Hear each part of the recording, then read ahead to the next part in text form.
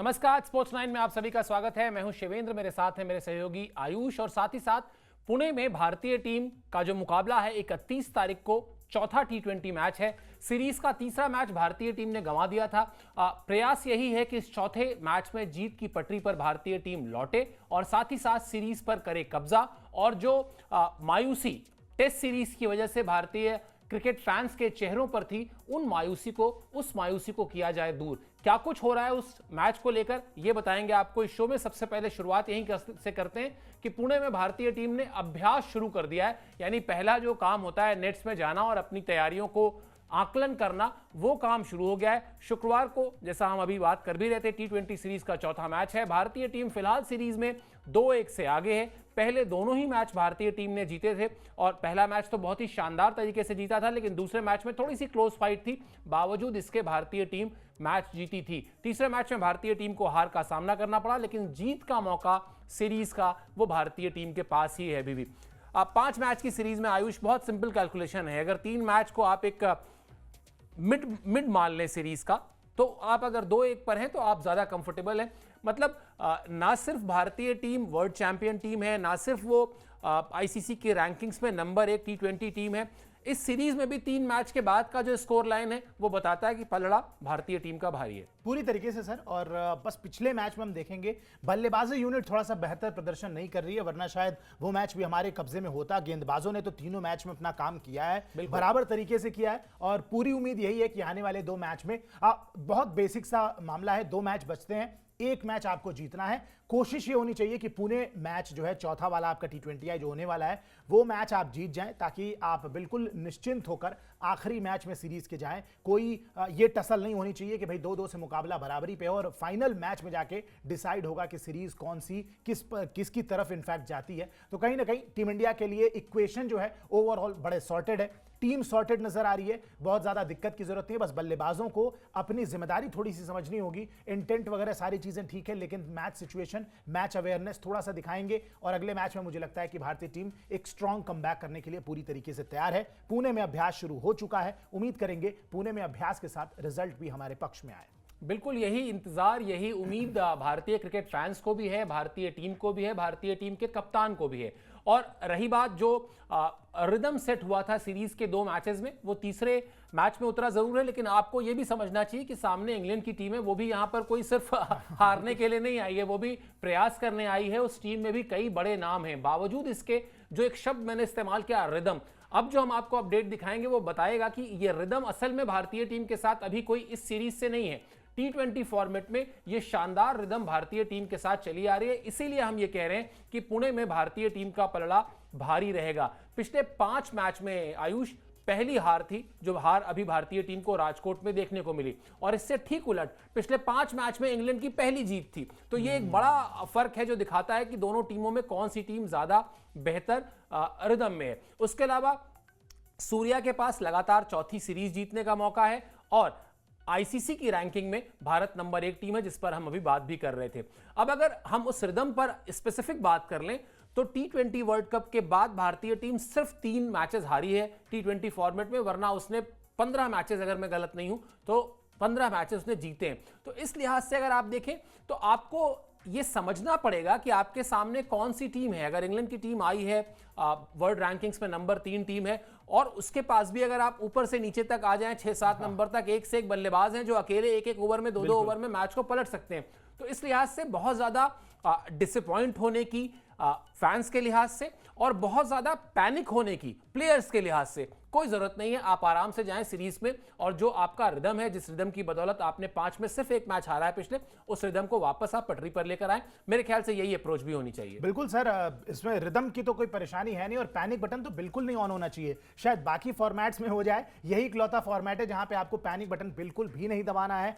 1 match हम हारे हैं, वरना इसके पहले हम यही बात कर रहे थे कि भाई ये इकलौता फॉर्मेट है जहां पे टीम इंडिया की के पक्ष में डिसीजन आ रहे हैं, हम जो भी एक्सपेरिमेंट कर रहे हैं वो पॉजिटिव जा रहे हैं, सारी चीजें बेहतर हो रही हैं। तो ओवरऑल अगर आप देखें तो मुझे लगता है कि इस फॉर्मेट में सबसे ज्यादा सेटल्ड हैं चीजें, हमारे पास सबसे ज्यादा पूल ऑफ प्लेयर्स हैं इस फॉर्मेट की अगर बात करें, और इसी फॉर्मेट में आप देखेंगे कि रिजल्ट्स भी सबसे बेहतर आए हैं। इनफैक्ट सूर्य कुमार यादव की कप्तानी ही T20 वर्ल्ड कप फाइनल के बाद से शुरू हुई है, और तब से अगर आप उनका रिकॉर्ड उठा लें या एज अ कैप्टन या फिर आप टीम का रिकॉर्ड उठा लें, बिल्कुल हमें बहुत कम हार नसीब हुई है। और मुझे लगता है कि ये एक हार एक जो कई मैचों के बाद आई है, इससे सेटबैक मिला है, चीजों पे काम करेंगे और बल्लेबाज एक बार फिर से अपनी जिम्मेदारी को समझेंगे, अगले मैच में कमबैक करेंगे। मुझे कोई बहुत ज्यादा दिक्कत वाली बात नहीं नजर आती है।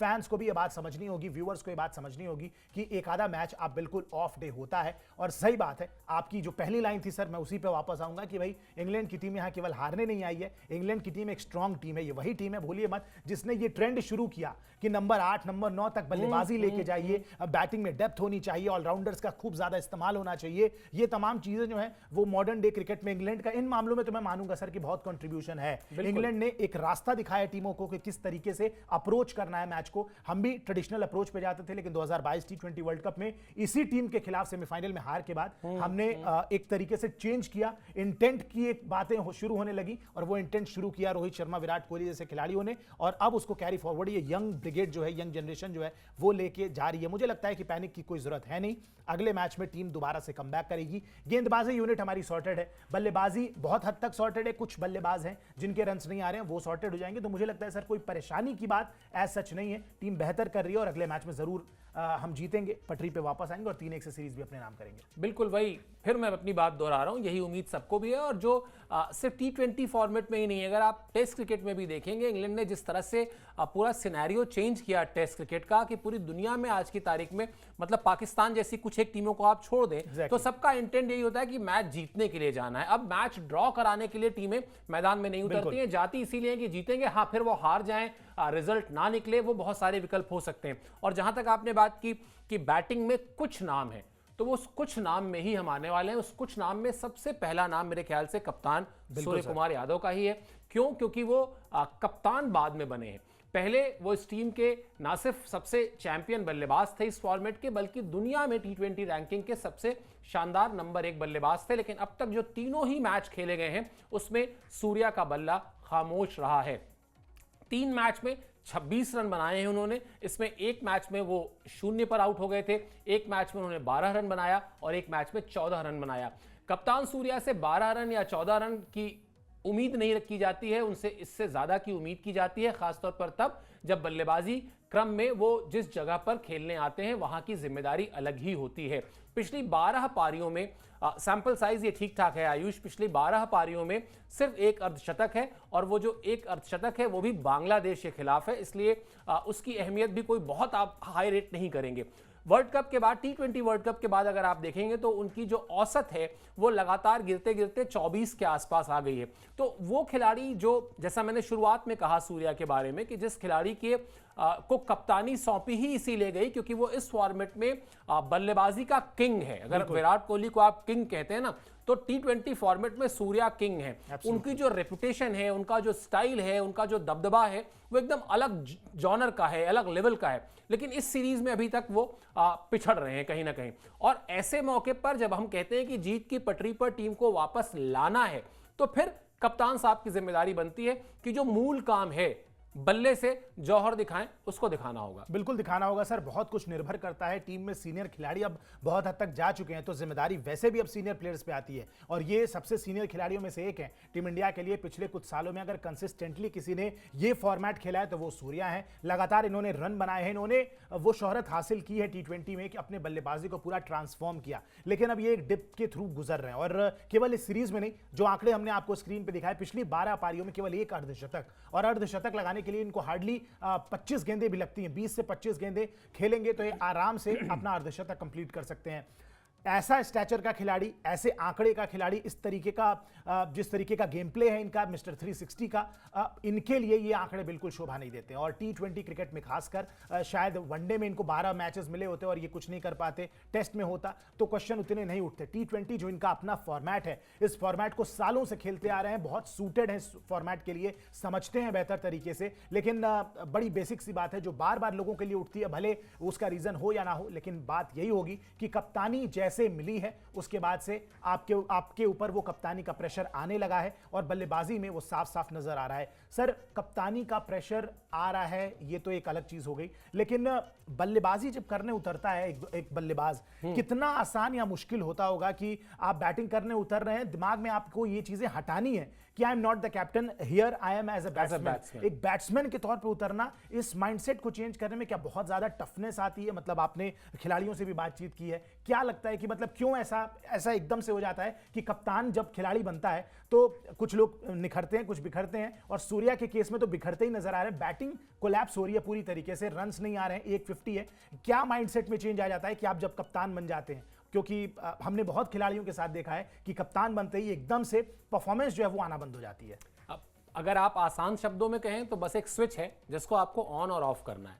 आप जब मैदान में बल्लेबाज के तौर पर जा रहे हैं, आपको वो कप्तानी वाला स्विच जो है ना वो ऑफ करना होता है, और जब आप कप्तान के तौर पर जा रहे हैं तो वो बैटिंग वाला स्विच आपको ऑफ करना होता है। तो ये कहने के लिए बहुत ही आसान शब्दों में मैंने शायद कह दिया, है जटिल प्रक्रिया, इतना आसान नहीं होता। जब ऑन और ऑफ क्यों नहीं होता है? हाँ, ये वही कह रहा हूं ना भाई, सचिन तेंदुलकर जैसा खिलाड़ी, सोचिए आप, उन्होंने कप्तानी क्यों छोड़ी? क्योंकि बल्लेबाजी पर असर पड़ रहा था। लेकिन फिर आपको इसी खेल में तमाम ऐसे खिलाड़ी मिलेंगे जिनको कप्तानी सौंपी गई तो उन्होंने अपने खेल में और निखार लेकर आए। आप ग्राम स्मिथ की बात आप कर लीजिए, या बहुत सारे ऐसे खिलाड़ी हैं, इंडियन ऐसे खिलाड़ी हैं जिन्होंने उस जिम्मेदारी को समझा।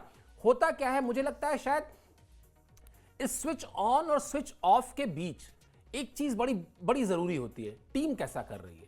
अगर टीम अच्छा कर रही होती है ना, तो फिर आपको एक लंबा स्ट्रेच मिल जाता है कि अगर आपके रन नहीं भी बन रहे हैं तो भी आप अच्छी टीम के साथ जा रहे हैं, कोई सवाल नहीं उठाता। बिल्कुल, जो सौरव गांगुली के साथ होता था। सौरव गांगुली, कई पैचेस उनके करियर में भी आए कि वो खुद नहीं अच्छा कर रहे होते थे लेकिन टीम अच्छा कर रही होती थी, कभी कोई सवाल नहीं उठाता था। लेकिन गड़बड़ी कब होती है, वो फ्यूज जो है वो उड़ता कब है, शॉर्ट सर्किट होता कब है? शॉर्ट सर्किट तब होता है जब आपसे रन भी नहीं बन रहे हो और टीम हार रही हो, जो रोहित शर्मा के केस में बॉर्डर गावस्कर में जो हुआ। बिल्कुल। तो इसलिए शायद वो जो स्विच ऑन स्विच ऑफ करने की प्रक्रिया है बिना फ्यूज उड़ाए, वही सीखना है। आप उसको कितना कॉम्प्लिकेट कर लेते हैं। जैसे कहने के तो गेंद और बल्ले की लड़ाई है क्रिकेट, अब उसमें इतना तकनीक और इतना सारा कॉम्प्लिकेशन आ चुका है कि आप किस माइंडसेट के साथ जा रहे हैं, आप किस बैगेज के साथ जा रहे हैं, ये बहुत इंपॉर्टेंट है। और मुझे लगता है सूर्या के लिए अभी जो सबसे बड़ी जरूरत है वो यही है कि वो इस बात को समझें कि उनकी कप्तानी से ऐसा नहीं कि मैं कप्तानी को कम करके आंक रहा हूं, लेकिन उनकी कप्तानी से कहीं ज्यादा उनकी बल्लेबाजी की जरूरत। बिल्कुल 10 में से 8 मैचेस में सूर्या एज अ बैट्समैन ज्यादा रिक्वायर्ड होंगे भारतीय टीम के लिए। कप्तानी 20 ओवर के मैच में, मतलब 3 मैच ऐसे होंगे जहां कोई बहुत क्रूशियल चीज आपने ऐसी कर दी कि उससे आपको रिजल्ट मिल गया, वरना अगर आप अच्छा खेल खेल रहे हैं तो स्वाभाविक तौर पर आप जीत जाएंगे। एक लीडर चाहिए होता है तो लीडर रहेगा टीम में। चलिए, गेंदबाजी की बात हम कर रहे थे थोड़ी देर पहले। गेंदबाजी हमारी ठीक चल रही है, लेकिन गेंदबाजी में थोड़ा सा एक पेंच है। वो पेंच है मोहम्मद शमी। पहले 2 मैच में नहीं खेले थे, तीसरे मैच में खेले। आयुष लगातार ये सवाल उठा रहे हैं पिछले 2-3 शो से कि आखिर उन्होंने वो चौथा ओवर क्यों नहीं किया। 3 ओवर ही गेंदबाजी की थी, जो हम आपको बता भी रहे हैं। 14 महीने के बाद इंटरनेशनल क्रिकेट में उन्होंने वापसी की है। पिछले मैच में उनको कोई विकेट नहीं मिला था। ये कोई डिसअपॉइंटमेंट की बात नहीं है कि विकेट नहीं मिला इसलिए हम कह दें कि शमी कोई उनकी जो अप्रोच थी या उनका जो तरीका है वो गड़बड़ है। लेकिन हाँ, ये सवाल जरूर है कि वो 4 ओवर का स्पेल भी उन्होंने पूरा क्यों नहीं किया। मुझे लगता है जैसे पहले 2 मैचेस में ये चर्चा थी आयुष की, लगता है फिट नहीं है। आपने उनको तीसरे मैच में खिलाया, उन्होंने 3 ओवर फेंके, तो कम से कम आप ये कह सकते हैं कि मैच फिट हैं। अब वो एकदम एग्जैक्ट 100% फिट है या नहीं फिट है, ये एक अलग विषय है। बिल्कुल। इन सब चीजों से अगर आपको हटाना है, वो पूरा का पूरा जो स्पेकुलेशन का दौर है या जो चर्चाएं होती हैं, जितने मुंह उतनी बात का जो दौर है, ये सब खत्म करना है, तो आप उनको खिलाइए अगले मैच में भी। 4 ओवर उनसे ढंग से कराइए और उसके बाद आप देखिए कि वो किस रिदम में है। शायद बेहतर तस्वीर बन पाएगी मोहम्मद शमी को लेकर। क्यों? क्योंकि अभी आपको इंग्लैंड के खिलाफ वनडे सीरीज खेलनी है और असली कहानी जो है वो चैंपियंस ट्रॉफी है। बिल्कुल सर, और अगले मैच में अगर 4 ओवर करा लेते हैं तो हमारे आपके जैसे जितने भी क्रिकेट फैंस के दिमाग में ये जो क्वेश्चन मार्क चल रहा है कि क्या शमी पूरी तरीके से फिट हैं नहीं है, इतने ओवर क्यों डाले, मुझे लगता है इस क्वेश्चन मार्क से पर्दा बिल्कुल हट जाएगा। अगर अगले मैच में वो आते हैं, पूरे 4 ओवर कराते हैं, विकेट ले नाले, that's a different case. Wicket पे हम जा ही नहीं रहे अभी। हमारे लिए बहुत खुशी की बात है कि मोहम्मद शमी वापस आ गए और वो गेंदबाजी कर रहे हैं बस, क्योंकि बड़े मैच विनर हैं, विकेट टेकर हैं, ये हमने देख भी लिया है इतिहास में। पुरानी मैचेस को उठा के देख लें, टूर्नामेंट्स को। अभी इंपॉर्टेंट है उनकी फिटनेस, क्या ये कंटिन्यू कर पाएंगे। 4 ओवर अगर बेहतर फेंकते हैं, उसके बाद नजरें रहेंगी इंग्लैंड के उस ओडीआई फॉर्मेट पे, क्योंकि 10 ओवर फेंकना 2.5 गुना काम बढ़ जाता है। केवल गेंदबाजी में 10 ओवर नहीं कराने हैं, उसके बाद आपको फील्डिंग में भी खड़ा रहना पड़ेगा। तो एक फिटनेस का जो अच्छा खासा टेस्ट होता है वो कहीं ना कहीं उस ओडीआई फॉर्मेट की उस सीरीज में हो जाएगा। और अल्टीमेटली जो मेन चीज है वो है चैंपियंस ट्रॉफी। तो इसीलिए हम बार बार एक क्वेश्चन मार्क उठा रहे हैं कि भाई वो चौथा ओवर क्यों नहीं कराया गया। अगर वो चौथा ओवर करा देते तो शायद ना इतने क्वेश्चन मार्क उठते। विकेट को लेके रन्स कितने दिए, फॉर्म, वो टेक्निकल और स्टैटिस्टिकल एस्पेक्ट में तो हम बाद में जाते। फिलहाल बात उनकी फिटनेस पे हो रही है और वहां पे अभी भी एक क्वेश्चन मार्क है। मुझे लगता है कि पुणे वाले T20I के अंदर कितनी वो गेंदबाजी करते हैं, कौन से ओवर कराने आते हैं और 4 ओवर का स्पेल कंप्लीट करते हैं, ये मुझे लगता है सर कि ये डिफाइनिंग चीज होगी कि हाँ उनकी फिटनेस किस लेवल पे है। और शायद पुणे के T20I का हमें वेट करना पड़ेगा। वो मैच खत्म होते होते शायद हमारे आपके मन में जो जिज्ञासा है शमी को लेके वो खत्म हो जाएगी उस मैच के बाद। बिल्कुल, और मुझे लगता है जो आप कह रहे हैं ना कि विकेट ना लें, कोई दिक्कत नहीं है, आप बचा के रखें, इंग्लैंड के खिलाफ वनडे सीरीज में लें और फिर चैंपियंस ट्रॉफी में लें। मतलब अगर उनको रिपीट करनी ही है अपनी वो परफॉर्मेंस जो वर्ल्ड कप में वो करके आए थे, तो अभी ना करें। मतलब भारतीय फैंस यही चाहेंगे अभी ना करें, अभी बाकी है हमारे पास, बाकी लोग कर लेंगे। वो उस परफॉर्मेंस को बचा के रखें, स्पिनर से जूझ नहीं पा रहे। एग्जैक्टली, अभी वो बचा के रखें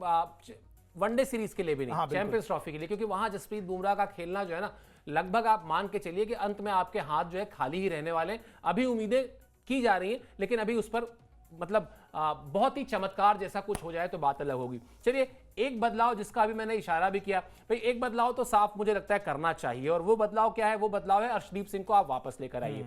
ऐसा कोई बहुत लंबा सीजन खेल के नहीं आए थे कि आपने उनको 2 T20 के बाद T20 से आराम दे दिया। मतलब 4 ओवर की गेंदबाजी से आराम देना थोड़ा सा मुझे लगता है उससे बेहतर होगा कि आप प्लेइंग 11 में उनको वापस लेकर आए। और उसका जो असर होगा वो असर ये होगा, पिछले मैच में हम सब ने देखा 127 रन पर 8 विकेट, उसके बाद इंग्लैंड की टीम पहुंचती है 171 रन तक, यानी तकरीबन 50 रन जोड़ देती है टीम।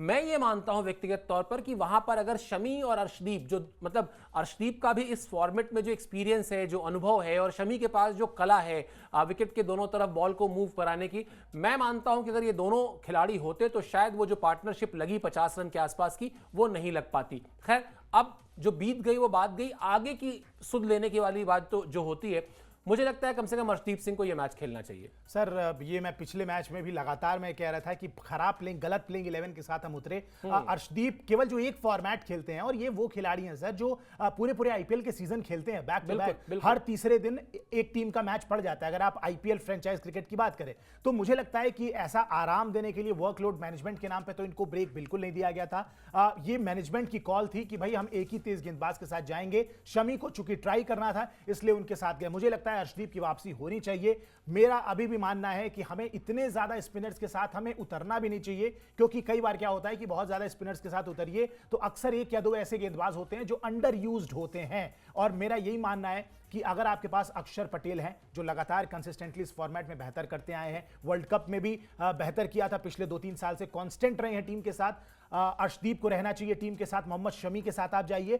स्पिन डिपार्टमेंट में थोड़ा काम आपको कम करना चाहिए। मुझे लगता है कि एक वॉशिंगटन सुंदर को पिछले 2 मैचों में उनका कोई प्रदर्शन खास रहा भी नहीं है, ना बल्ले से कुछ रन आए। पिछले मैच में तो गेम बिगाड़ने का काम ज्यादा किया, 14 गेंदों में 15वें गेंद पे आउट हो गए, मात्र 6 रन बनाए, और आप 172 चेस कर रहे हैं, एकदम से रन रेट आपका बूस्ट कर जाता है। बल्लेबाजी में वो धार नहीं दिखी, कोई जरूरत नहीं है बहुत एक्स्ट्रा उनको ट्राई करने की। और गेंदबाजी की बात है तो पिछले 2 मैचों में केवल 1-1 ओवर अभी तक कराए हैं, उसमें भी 15 रन लुटे थे। तो कहीं ना कहीं मुझे लगता है कि वॉशिंगटन सुंदर को आप बाहर बैठा सकते हैं, क्योंकि अक्षर पटेल और वरुण चक्रवर्ती, इस तरीके के तमाम स्पिनर्स, इनफैक्ट रवि बिश्नोई हैं आपके पास, रवि बिश्नोई या फिर आप वॉशिंगटन सुंदर, आप अब डिपेंड करता है। टीम इंडिया की पिछले कुछ दिनों में तो यही स्ट्रैटेजी रही है कि भाई बैटिंग में खूब डेप्थ बनाने की कोशिश की जाए, जितना डेप्थ हो बैटिंग में उतना बेहतर है। उस लिहाज से तो लगता है कि वॉशिंगटन सुंदर खेलेंगे टीम के साथ। अगर कोई बाहर जाता है तो वो रवि बिश्नोई होंगे, लेकिन मेरे हिसाब से रवि बिश्नोई बड़े विकेट टेकर है और वॉशिंगटन सुंदर की जगह ही इंक्लूजन होना चाहिए अर्शदीप सिंह का। ये एक बेहतर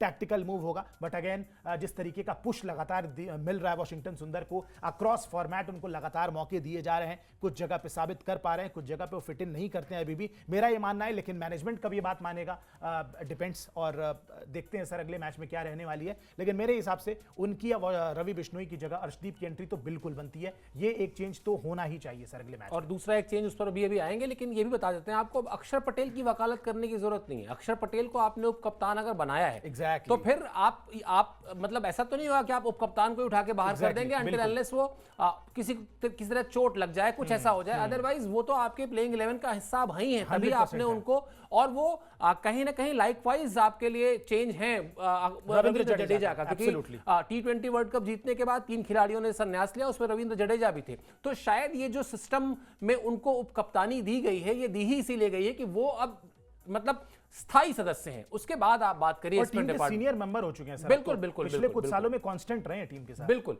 चलिए अब एक और चेंज जो लगता है होगा वो बता देते हैं। प्रेस कॉन्फ्रेंस रेहान टेंडेश खाटे की थी, उन्होंने बताया कि रिंकू सिंह अब फिट है। रिंकू सिंह के फिट होने का मतलब है कि रिंकू सिंह चौथे T20 में खेलने के लिए अवेलेबल हैं, और अवेलेबल हैं तो आप मान के चलेंगे कि वो इस फॉर्मेट में प्लेइंग 11 का हिस्सा होंगे। टीम इंडिया के असिस्टेंट कोच ने यह जानकारी दी है कि चौथे T20 में रिंकू सिंह टीम इंडिया का हिस्सा होंगे। वॉशिंगटन सुंदर की जगह उनको मिल सकती है। अभी हम वॉशिंगटन सुंदर पर बात कर भी रहे थे कि किस तरह से वो इस फॉर्मेट में उपयोगी भी नहीं हो रहे हैं, और कहीं ना कहीं एक एक्स्ट्रा स्पिनर खिलाने की वजह से भारतीय टीम सभी स्पिनर्स का इस्तेमाल भी नहीं कर पा रही, क्योंकि हमारे पास एक part time spinner Abhishek Sharma भी हैं, वो भी गेंदबाजी करते हैं, और उनको आप बीच बीच में इस्तेमाल कर सकते हैं अगर आपको इधर उधर कुछ एक चेंज करना है तो। दूसरे और तीसरे T20 में रिंकू सिंह नहीं खेल पाए थे। अब वापस लौटते हैं आयुष, जहां से शो शुरू किया था, जीत की पटरी पर लौटने के लिए मुझे लगता है जो सबसे सीधा तरीका है, या जो हमें और आपको दिखाई दे रहा है, यही तरीका है कि आप रिंकू सिंह को लेकर आइए, आपकी बैटिंग में डेप्थ बढ़ती है, और इधर आप अर्शदीप को लेकर आइए, जहां आपको तेज गेंदबाजी में शमी और अर्शदीप, यानी आपको प्रॉपर 2 स्पेशलिस्ट तेज गेंदबाज मिलेंगे, वरना एक तेज गेंदबाज और एक आप हार्दिक पांड्या के साथ जा रहे हैं। यहां मैं हार्दिक पांड्या को कमतर करके नहीं आंक रहा हूं, लेकिन एक मेंटालिटी तो दिखाइए कम से कम 2 फास्ट बॉलर्स के साथ, ताकि वो फर्स्ट चेंज पर आए हार्दिक पांड्या। या अगर आप उनको पहले कराना चाहते करा लें, वो भी दिक्कत नहीं है, लेकिन आपके पास गेंदबाजी का विकल्प तो होगा कम से कम, वरना फिर यही होगा कि किसी एक विकेट पर जाकर एक बड़ी पार्टनरशिप हो जाएगी, और फिर वो आपको भारी पड़ेगी, डेथ में गेंदबाजी नहीं बच जाएगी। बिल्कुल। तो मुझे लगता है ये 2 चेंजेस हैं। अब इसके लिए आप वॉशिंगटन सुंदर के साथ किसको बाहर करते हैं, ये सरदार सूर्या का है। ये सरदार सूर्या का है। मुझे लगता है सर कि स्पिनरों पे ही धार पड़ने वाली है, कहीं ना कहीं गाज गिरने वाली है एक तरीके से, क्योंकि रिंकू सिंह का आना बहुत इंपॉर्टेंट है। बल्लेबाजी है जो आपको 3 मैच में डिसअपॉइंट किया है जिसने अभी तक। बैट्समैनों ने पैचेस में अच्छा किया है, कंसिस्टेंटली नहीं किया है, गेंदबाजों ने बेहतर किया है, तो गेंदबाजी पे ज्यादा सवाल नहीं उठना चाहिए। और मुझे लगता है कि रिंकू सिंह अंदर आएंगे। शायद पिछले मैच में अगर रिंकू सिंह वहां पे रहे होते, क्योंकि इस सिचुएशन में बैटिंग करने की उनको आदत है, चाहे आप फ्रेंचाइज क्रिकेट की बात करें या इंडिया के लिए फेवरेट एग्जैक्टली पोजीशन है, and he is designated finisher. वो काम लगातार करते आए हैं, और T20 में जितना इंडिया के लिए खेला है बहुत बेहतर किया है सर। तो मुझे लगता है कि उनकी जगह एब्सोल्युटली बनती है। इनफैक्ट अगर वो फिट है, प्लेइंग 11 में उनकी वापसी होनी चाहिए। बैटिंग यूनिट को थोड़ा सा एक सपोर्ट चाहिए नीचे। हार्दिक पांड्या को शायद सपोर्ट मिलता अगर रिंकू सिंह का, तो मैच का सिनेरियो अलग होता। क्या पता हम 3-0 से आगे होते सीरीज में, और पिछले मैच में हम सीरीज जीत चुके होते। But again let's see Pune में क्या होता है। रिंकू सिंह की वापसी जरूरी है। एंड अगेन एक चेंज जो सर ने बोला, अर्शदीप की वापसी बहुत जरूरी है, क्योंकि पिछले मैच में जो 50 रन की वो पार्टनरशिप लगी, अगर एक डेथ गेंदबाज होता अच्छा आपके पास, जो कि अर्शदीप हैं, तो शायद उतने रन्स नहीं बनते। तो ये 2 एस्पेक्ट हैं, ये 2 चेंजेस हैं जो हम एटलीस्ट देख रहे हैं अगले मैच में। आप इसमें से कितने चेंजेस को माना जाता है, और माना जाता है तो किनको निकाला जाता है? हमारे हिसाब से तो रवि बिश्नोई और वॉशिंगटन सुंदर बाहर होंगे, और इन दोनों खिलाड़ियों की एंट्री होने वाली है। लेकिन एक बस क्वेश्चन, एक डाउट है मेरे मन में बस ये, कि पिछले कुछ मैचों से सर हम मतलब हमारा एक ट्रेडिशन यही रहा है कि हम बैटिंग में डेप्थ खोजते हैं, और शायद इसीलिए हम खूब सारे इस तरीके के खिलाड़ियों को भरते हैं। एक ही टीम में हम अक्षर पटेल को देखते हैं, वॉशिंगटन सुंदर को देखते हैं, बाकी लोग भी, हार्दिक पांड्या भी एक ऑलराउंडर है आपके पास। तो अगर वो एस्पेक्ट लेके चलेंगे तो शायद मुझे लगता है कि वॉशिंगटन सुंदर को नहीं बाहर किया जाएगा। शायद तलवार किसी और पे गिर सकती है, बट लेट्स सी। मेरे हिसाब से तो अर्शदीप और रिंकू को at the end of the day Arshdeep और रिंकू की वापसी से मतलब है। अब बाहर चाहे कोई भी जाए, वो कॉल होगा मैनेजमेंट का, और सूर्या की सिरदर्दी है जैसा नहीं, मुझे लगता है और कोई जा भी नहीं सकता। थोड़ा सा अगर आप लॉजिकल हो जाए ना, देखिए आपने वरुण चक्रवर्ती को आप बाहर नहीं कर सकते। पिछले मैच में 5 विकेटें हैं उनकी, सीरीज के पहले मैच में 3 विकेटें हैं, 3 मैच में 10 विकेटें। बिल्कुल। तो अब अगर आप स्पिन डिपार्टमेंट देख लेंगे, और अक्षर पटेल आपके वाइस कैप्टन है, अभी हमने चर्चा की, तो आप स्पिन डिपार्टमेंट देख लीजिए। आपके पास वरुण चक्रवर्ती, अक्षर पटेल हो गए, और अभिषेक शर्मा आपके पास एक थर्ड ऑप्शन हो गए। बीच में कहीं एक चेंज ओवर कराना, फटाफट आपने एक ओवर डला दिया। फास्ट बॉलिंग में आ जाएं, अर्शदीप हो गए, मोहम्मद शमी हो गए, और हार्दिक पांड्या हो गए। मुझे लगता है ये सबसे ज्यादा बैलेंस्ड साइड। बिल्कुल। बाकी ठीक है, कौन, आपने सही कहा, कौन जाएगा बाहर, कौन नहीं जाएगा, क्या किस अप्रोच के साथ प्लेइंग 11 चुना जाएगा। लेकिन अगर ये खिलाड़ी जो ये स्क्वाड है, इस स्क्वाड से मेरी जितनी समझ है, क्रिकेटिंग समझ है, या जितनी क्रिकेटिंग समझ आयुष की है, जो सबसे लीथल, सबसे बैलेंस्ड प्लेइंग 11 बनता है, वो यही बनता है। चलिए खैर, अभी आज की जो प्रैक्टिस है उसमें जो कुछ निकलेगा, बहुत सारी चीजें होंगी जिसको लेकर फिर हम हाजिर होंगे आपके पास अपने शो में, आपको अपडेटेड रखेंगे, और कोशिश यही करेंगे कि जब भारतीय टीम का प्लेइंग 11 आ जाए तो वो आपको सबसे पहले बताया जाए। चलिए, स्पोर्ट्स 9 को सब्सक्राइब कर लीजिए, ये गुजारिश हमेशा की तरह से है, और एक बार फिर हमेशा की तरह ही आपको शुक्रिया अदा करते हैं कि आप हमारे साथ इस शो पर जुड़े। बहुत बहुत शुक्रिया, बहुत बहुत आभार।